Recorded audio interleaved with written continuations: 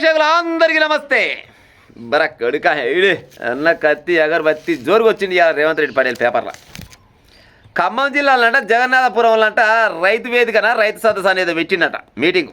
రైతు సదస్సు అని పెడితే మహిళలు కిక్కిరిసిపోయినట. ఆ మహిళలను చూసి రేవంత్ రెడ్డి పడేలు ఇంత పొడుగు మాటలు మాట్లాడుతుంది. ఏం మాట్లాడుతుంది ఆయన అంటే, ఈసారి 117 సీట్లు పక్క రాసుకోర సాంబా, 117 సీట్లు పక్క కొడతా.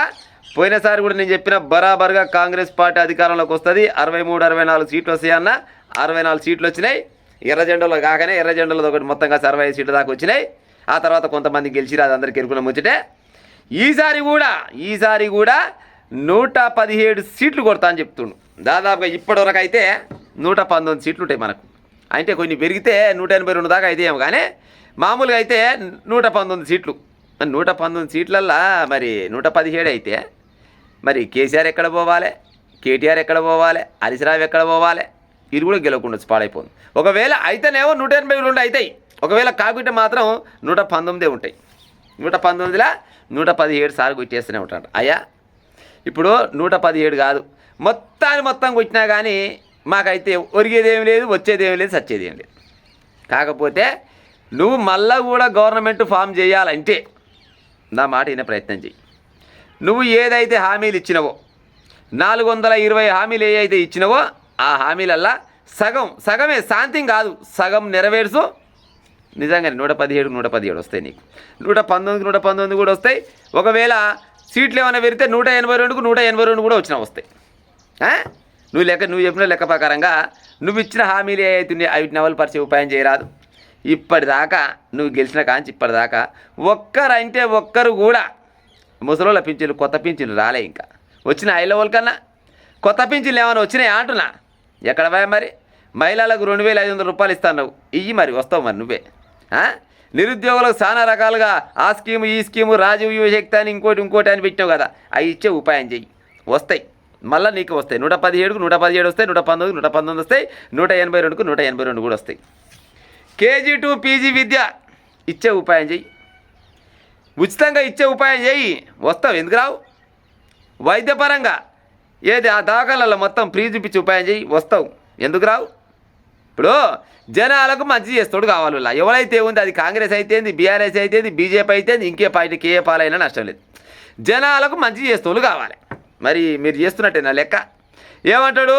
2029 మార్చి ఏప్రిల్ ఇప్పుడు అంటుండే ఆ యొక్క నవాయ ముచ్చట. అదే 2029 మే జూన్ నెలల్లో బరాబర్గా ఎలక్షన్లు వస్తాయి. రాసి పెట్టుకోరి 117 సీట్లు పక్కా గెలుస్తా. నేను గతంలో కూడా చెప్పిన, బీఆర్ఎస్ పార్టీకి ఎంపీ ఎలక్షన్లల్లా కోడిగుడ్డు వస్తుందన్న. కోడిగుడ్డు కాదు, ఏకంగా గాడిదగుడ్డు వచ్చింది, గుండు సున్నా వచ్చిందని చెప్పిన. నా మాట తప్పలే. నాలుక మీద మచ్చున్నాడు పాడైపోయిన సార్కు. ఏది చెప్తే గదే అయింది, వచ్చేసారి కూడా గదే అయింది. అంటే ఏది చెప్తే గది ఎందుకు అయింది ఎరికానా? మొన్న కేసీఆర్ మీద వ్యతిరేకత. ఫస్ట్ కేసీఆర్ ప్రభుత్వం 10 సంవత్సరాలు నియంత పోగడ పోతుండనే ఉద్దేశంతో ఒకసారి కేసీఆర్ని అనగదొక్కాలని జనాలంతా గట్టిగా గుద్దిసి పెడితే నువ్వు బయటపడ్డావు. అవునా కదా? మంచి చెప్పుకోవాలి, చెడు చెప్పుకోవాలి. విన్నావా? నువ్వు ఇప్పుడు సన్నబియ్యం ఇచ్చినావు. మా ఛానల్లో సానసారి చెప్పినావు, సన్నబియ్యం మంచి పని చేసిండ్రా అని చెప్పి. ఇందిరా మిల్లుకు అక్కడక్కడ ఇచ్చినావు. సరే, ఇందిరా మిల్లు కూడా ఇస్తున్నామని చెప్పినావు. మంచి చెప్తాం, చెడు చేస్తే చెడు చెప్తాం. ఇప్పుడు కేసీఆర్ పైన వ్యతిరేకతతోటి నువ్వు ఏడుకంటే గాడికి వచ్చినాయి, అదొక లెక్క. కానీ ఇప్పుడు నువ్వు ఆల్రెడీ 2.5 సంవత్సరాలు. ఈ 2.5 సంవత్సరాల జనాలకు ఏం చేసినావు? ఇంకా ఏం చేయాలి? మంచి చేస్తే బరాబర్గా గెలిపిస్తారు. గెలిపారా ప్రజలారా? జనాలకు ఏం కావాలి? మంచి కావాలి. మరి మంచి చేయాలంటే ఇచ్చిన హామీలన్నీ నెరవేర్చాలి కదా. ఊగనే ఇస్తేవో 420 హామీలు పాడైపోను, 420 హామీలు ఇస్తేవి. మరి 420 హామీలల్లా ఎన్ని అమలు చేసినావు? ఎన్ని జనాలకు అందుతున్నాయి? ఇవన్నిటిపైన ఒకసారి మీటింగ్ పెట్టుకొని చూడు, జనాలు ఏమనుకుంటారు అనేది తెలిసి పాడవుతుంది. 2500 రూపాయలు ఏ ఒక్క మహిళ అన్న తెలంగాణ రాష్ట్రంలో మాకు 2500 రూపాయలు మాకు ఇయ్యాయి అని వాళ్ళన్న అన్నరా? ఇస్తానన్నావు కదా, ఇచ్చినావా? మరి ఇస్తే వస్తావు పక్క. మహిళలు తలుచుకుంటే కాని పని ఏది లేదు. మహిళలకు ఇచ్చే ఉపాయం చేయి. ఇప్పుడు ఫ్రీ బస్సు పెట్టినావు, అడగలే ఎవరు. మాకు ఫ్రీ బస్సు కావాలని తెలంగాణ రాష్ట్రంలో ఏ ఒక్క మహిళని అడిగిందా? అడగలే కదా, అయినా కూడా ఇచ్చినావు. మరి ఇవి ఇస్తా అని చెప్పినావు, ఎందుకు ఇవ్వవు? మరి ఇవ్వాలి కదా. మళ్ళీ ఇంకోటి రైతు భరోసా. మరి రైతు భరోసా ఎన్ని ఎకరాలకు ఇస్తావు? ఎప్పుడెప్పుడు ఇస్తావు? దానికి ఏమైనా కటాఫ్ ఉందా? మొత్తానికి మొత్తం ఇస్తావా లేకపోతే 10 ఎకరాల 5 ఎకరాల 20 ఎకరాల చెప్పి అన్న టైంకి వేసే ఉపాయం చేయి వస్తావు. 117 సీట్లకు నువ్వు అన్నకాడికి 117 సీట్లు వస్తుంది రావాలి. ఇప్పుడు విద్యాపరంగా చూస్తే ఈ భారతదేశం మొత్తంలో తెలంగాణ రాష్ట్రంలో అతి తక్కువ బడ్జెట్, భారతదేశం మొత్తంలో అన్ని రాష్ట్రాలల్లో అతి తక్కువ బడ్జెట్ ఎక్కడ ఉందంటే తెలంగాణ రాష్ట్రంలో ఉంది. విద్యకు 7% పెడుతురులా. మరి ఏది మరి వైద్యానికి ఎంత పెడుతున్నట్టు? వైద్యం నువ్వు బరాబరుగా చేసే ఉపాయం చెయ్యి. ఏ దవాఖానకు పోయినా కానీ, ఏ దవాఖాన కాదు గవర్నమెంట్ దవాఖానలనే అన్ని అందాల యశోద అయితేంది, కేర్ హాస్పిటల్ అయితేంది, ఇంకా చాలా రకాల హాస్పిటల్ ఉన్నాయి కదా, ఆ హాస్పిటల్లో దొరికే సౌకర్యాలన్నీ గవర్నమెంట్ ఆసుపత్రిలో కూడా దొరుకుతాయి.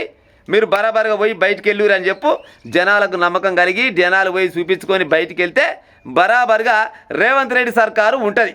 అంటే రేవంత్ రెడ్డి ఉంటాడని నేను చెప్పను, కాంగ్రెస్ సర్కారు ఉంటుంది. మరి ఇవన్నీ నెరవేర్చే ఉపాయం చేస్తావా? ఇవన్నీ నెరవేర్చినాక అప్పుడు చెప్పు. ఊగనే జనాలను చూసి ఊగనే సిగం వచ్చినట్టు నోటికి ఏదికి వస్తే ఆడికి మాట్లాడేట పడేసేస్తా చెప్పు. నువ్వు ఆయన చెప్పింది వాస్తవమే, నేను ఏది చెప్తే అదే అయింది. అలా ఎందుకు అయింది అంటే నీ ముఖం చూసో లేకపోతే ఇంకో రకంగా కాదు. కేసీఆర్ పైన కేవలం వ్యతిరేకత ఉండి ఒక్కసారి కాంగ్రెస్ పార్టీకి అవకాశం ఇవ్వాలి.